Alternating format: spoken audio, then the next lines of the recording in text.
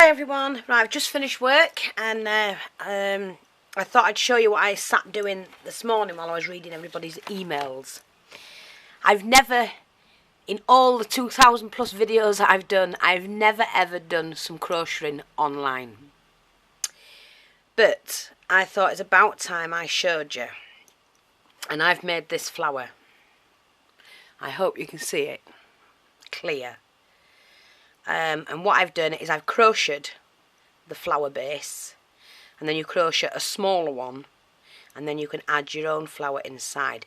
Now what I've done with this one is I've just put some inks on it, and then sprayed it with water, just the flower, and I'm just letting that bleed in together. When that's finished and it's nearly dry, then I'm just going to put a little hint of white on the ends of acrylic paint, and then I'm going to Mod Podge it over to seal it, and that'll be fine.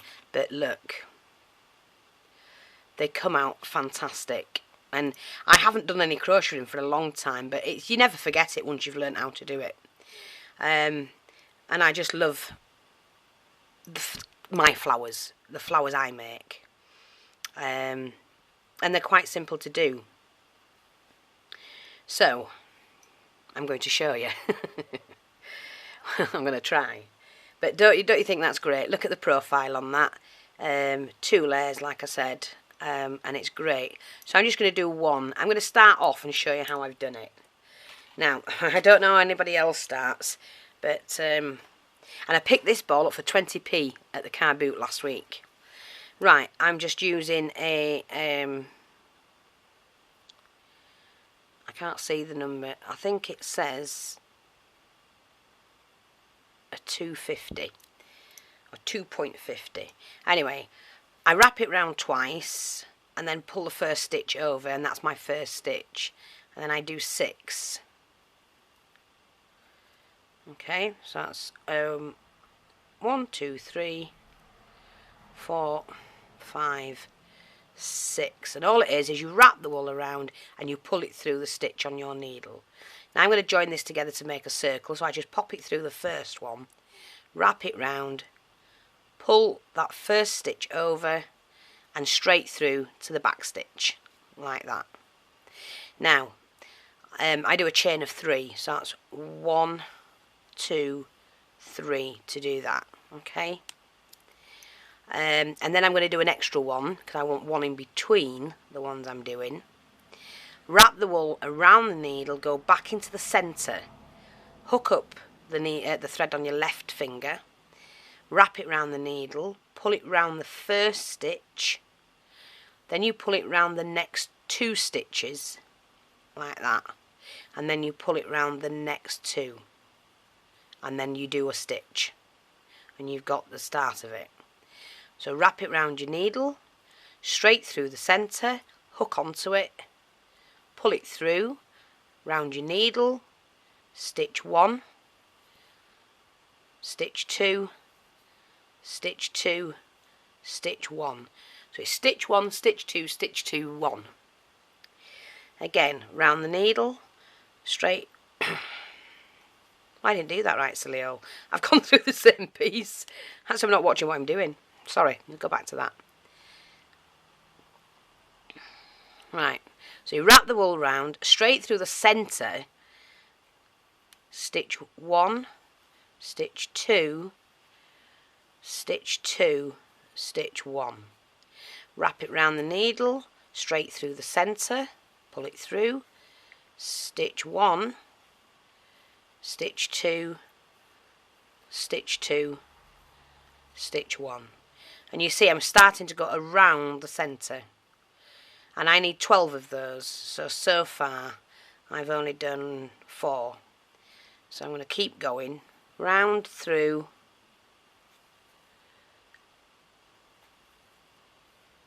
like that. I'll just keep going. Sorry, if I speed up, I will show you when I get to the end what I've done, because I do it quite quick, really. Right, I'm just going to move that thread out the way. So catch the thread, stitch 1, stitch 2, stitch 3, 2, stitch 1, back through. I've done it again, haven't I? No, I haven't.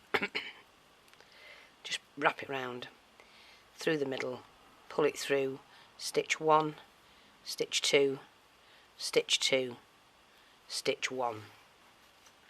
I always take my thread from the middle of the ball as well, because it just stops it rolling everywhere. You just pull it out. So again, wrap it round the needle, through the middle, pull it through, stitch 1, stitch 2, stitch 2, stitch 1. And they're so easy to do. So that's 3, 6, 9. I have 3 more to do. Okay? Round the needle, through the middle, pull it through, stitch 1, stitch 2, stitch 2, stitch 1. Centre. Make sure you catch it properly. And the last one, exactly the same. Just make sure I've got the 12. So that's 3, 6, 9, 12. Now, to do this, don't put the wool around the needle. Go straight into the first one you did. Hook it round the thread, pull that through, and then do 1 stitch. Like that. Make sure you catch them all, because I'm doing it with wool. And that's my circle. Now, the next bit is you do 1, 2, 3 stitches, and I'm going to do a 4th because I need the gap. Wrap it round straight through the one below it. See there? So it's not the one on the right, the one on the left of this one. So through there, pull it through, and you just repeat the same pattern over and over again. But this time, instead of doing, you just do 1 in between. Sorry, 2. No, it's 3, sorry. So I've got that. So that's 1, 2, and then I need to do a 3rd one in that first stitch. That's what I'm saying. I'll show you what I mean. Oopsie daisy. Okay, so I've done 3 in that one. Now there's the next hole there. So you do 3 chains in that one again. Wrap round, go into that. That's 1, 2. Remember to do a stitch in between. Back into the same one with an extra stitch. Back into the same one. Like that. So you can see each hole that you've made below has 3 more chains in each one. And that starts to give you the gather. So just do that again. And you have to do it right the way till you get to the end again. Let me just see if I can sort this out. That's it. It's the wool. And then don't forget the stitch in between each one. So that's my first one in that hole. You go round, back in, do 1, do 2, do 2 and 1. And I've got 2 in that one below. So I'm going to do that again, because you need 3 in each. And that's 3, okay? 3, 3, 3 in each one of the wheel, what I call a wheel. Now we move to the next one. Again, 1, 2, 2 and 1. I hope you're seeing this. I hope I'm in frame. Wrap the needle round, back into the same one again. 1, 2, 2 and 1. That's 2 we've got in that one below, so we need another one.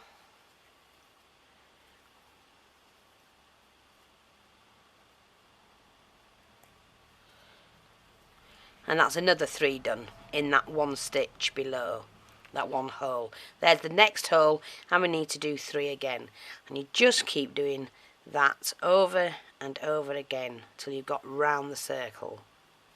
Remember to put your stitch in between each one you do. 1, 2, 2 and 1. Back in.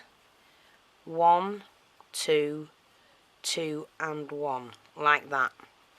And you start to see it starting to waver. The next one I do will make it really curly. So I've done my stitch and I've done 3, back into the next one.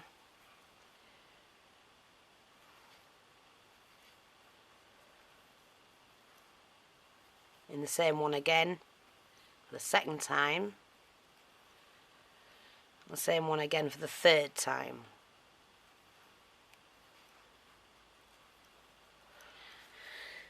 Excuse me. And again, we've done 3 in that one. This is the next hole below, and you need to do 3 more in that one.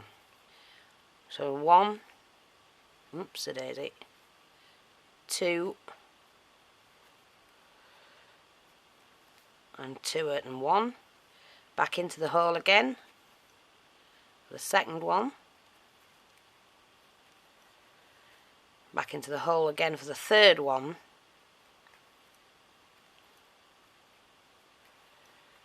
And then you go on, that's 3 again in that one, so then you go to the next hole below and you do another 3, and you just keep doing that all the time till you've got around the whole circle.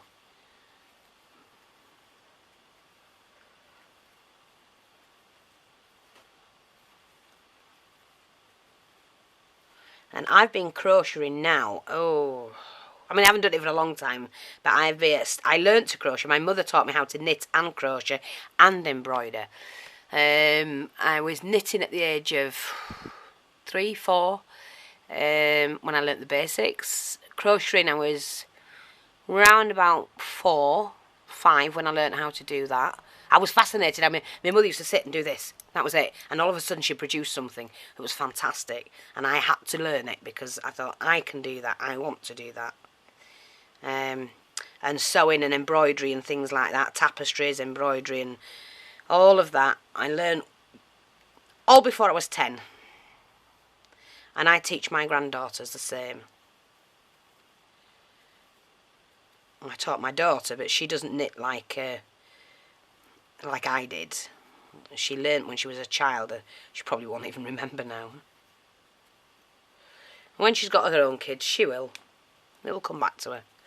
So we're nearly back to the beginning. So again, the next hole down, you're doing 3 more.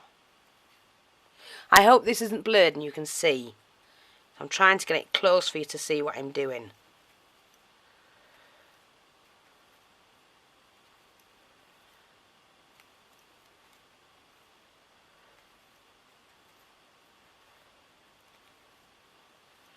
Okay, and I've got 2 more to do. So I'll just... And they make gorgeous flowers.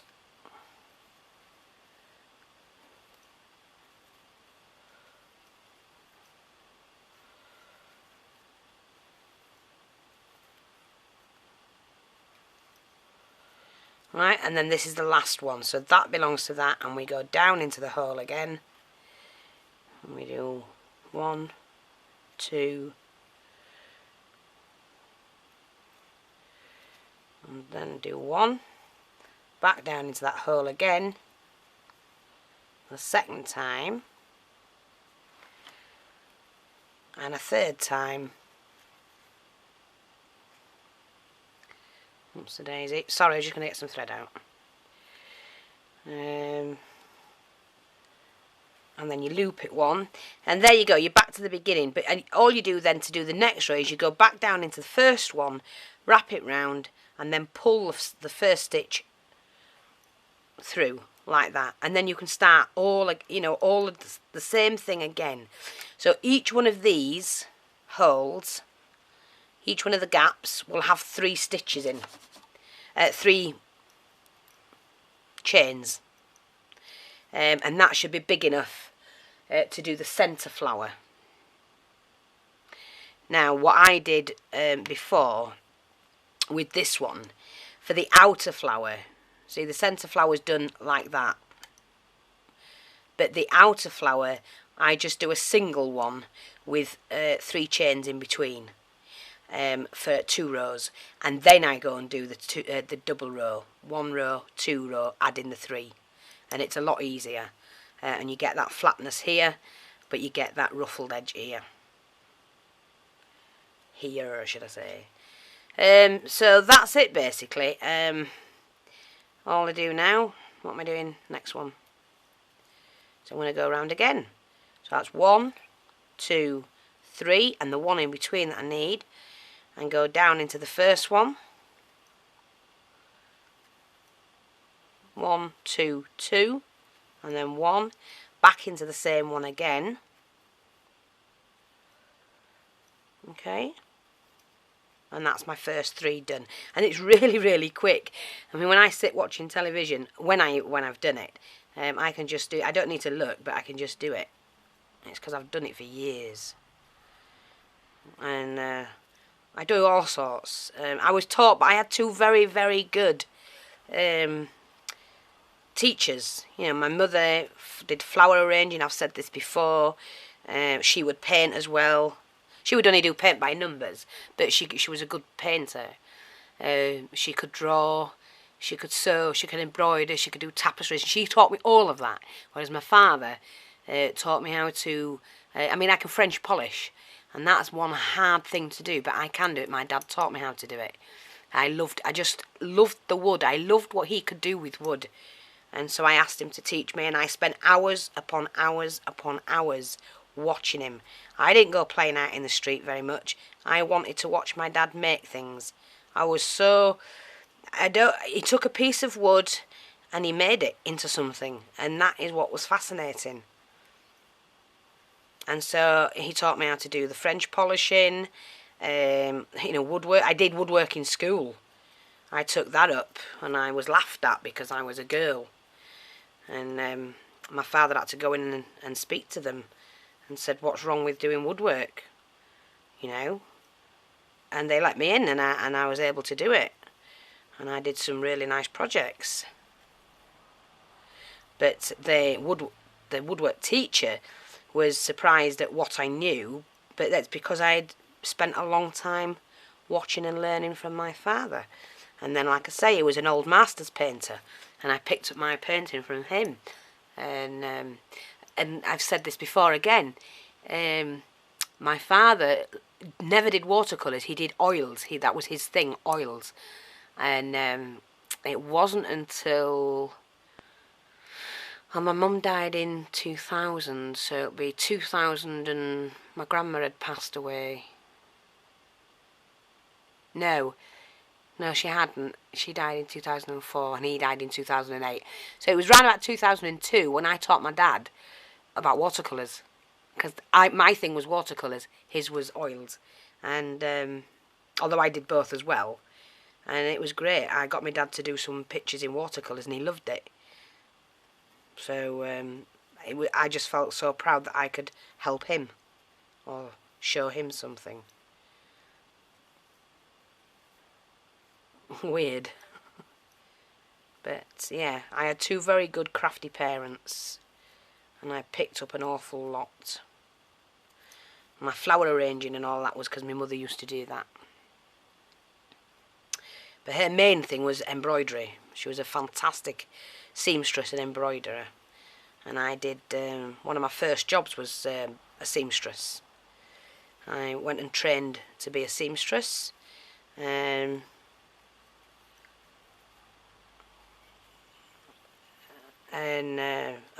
was a seamstress and overlocker. That's what I did. I trained in both. I mean, a lot of people say, oh, you don't need to train. But I went to lessons and be trained properly so that I could become a seamstress. And then I made all my children's clothes and everything like that, and curtains and bedding, and I never bought anything. I bought the material to make it, and I made my own. And I have to say, I enjoyed all of it. I really did. You know, when we were all, I mean, there were 6 girls and 2 boys, and when we were all growing up, my brothers knit. They could make jumpers and all sorts. And my brother was a year older than me. I've never seen a knitter like him. He was left-handed, learnt how to knit. My father used to knit as well, because that's what my mother did with him, taught him how to do it. So we all did. We could all do things. But the one who was a year older than me, my brother Richard, I've never known anybody knit as neat as he did. Whether it's because he was left-handed or what, I don't know, but superb knitter. Very, very neat. Anyway, we're going back round here. And, yeah, we had, at Christmas, we didn't buy new toys or dolls. What we did, we spent hours upon hours for the 3 months before Christmas, all the girls knitting and making clothes. We'd sew clothes and outfits, knit jumpers, hats and coats for them. And that was our Christmas box. We had a pile of things, clothes and new wardrobes, you know, for our dolls. But it was fun. And the thing is, we looked after our dolls as well. And so they were like new all the time. We took care of them. We were taught that. It's not something you just do automatically, I can assure you. A lot of people, you know, either they get thrown out when the next thing comes in. That's what annoys me with today's society. You know, the next thing comes in, buy it. Get rid of the old, buy the new. Nobody values anything anymore. Nothing is valued. Very, very rare is anything valued. And that's because it's too easy to get it in the first place. And when I say that, although a lot of people get it and they can't afford it, well, we know how they get it. You know, people do get things on credit and whatever. But unfortunately, your children never see what you do to get that for them. They don't understand it. As far as they're concerned, they want it, they get it, that's it. They don't care where it comes from or what you have to suffer to get it. Well, we did. We knew where everything came from. We knew how many hours work was put in, because half the time we did it ourselves as well. So, but that's life. That's how society is today. Sad.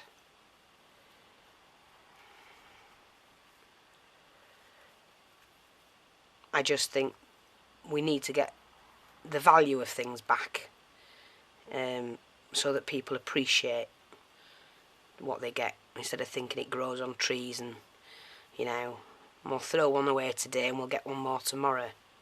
That's sad news, to be honest. But as you can see, how the flower's developing now. Look, we're getting this curl in there like that. And so that's how you do it. And I'm going to leave it there because it would take me too long and the camera's about to cut out. So I hope you like that. Sorry for the babbling. You always get a bit of knowledge with me. Thanks for watching. Speak to you soon. Take care. Bye-bye for now.